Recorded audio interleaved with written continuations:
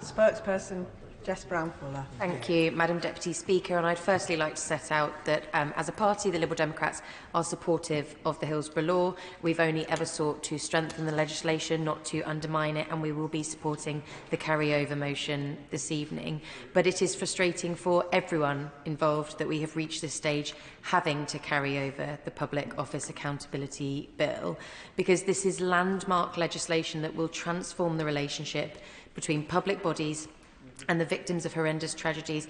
And as the Minister said herself, it will hopefully restore some of the trust across the UK in the state that they will not allow victims to be cover-ups after tragedies.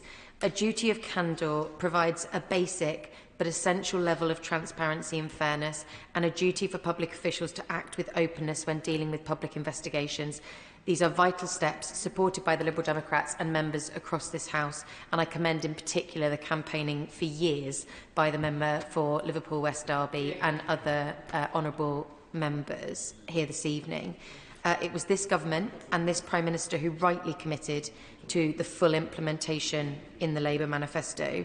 Yet we find ourselves here today where broken promises, quiet media briefings and a lack of transparency have totally marred the process and the progress of this bill.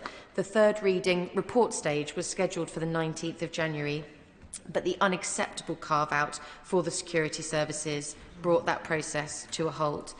It is essential that the legislation includes clear, binding provisions to ensure that the security services are subject to the duty of candour.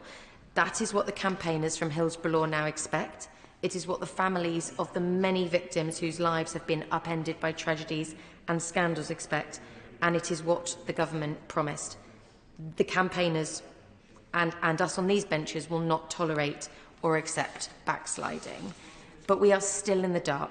Yes, there have been media reports of a compromise with the security services, but we are yet to see those amendments tabled on the amendment paper, or whether they are going to be accepted by the campaigners that have fought so tirelessly for this legislation.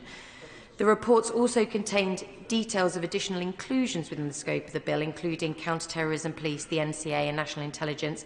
This House has again yet to debate the merits of those proposed inclusions, only hearing about them in the media. Any outcome must be acceptable to the families.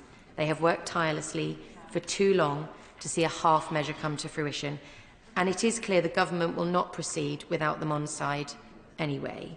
I therefore encourage the government, who I know are as keen to get this over the line as any of us, to come to a swift resolution. As the honourable member said, I hope that we see this legislation return to the House shortly after the King's speech, because before we know it, we'll be in summer recess, then it will be conference recess. These families have waited far too long for this legislation. They can't afford to be approaching another Christmas and not seeing this finally enacted, because we owe it to all the countless victims of Hillsborough, the post office scandal, infected blood, Grenfell, nuclear weapons test victims, pelvic mesh, LGBT veterans, and the many other scandals to finally get this done. Thank you.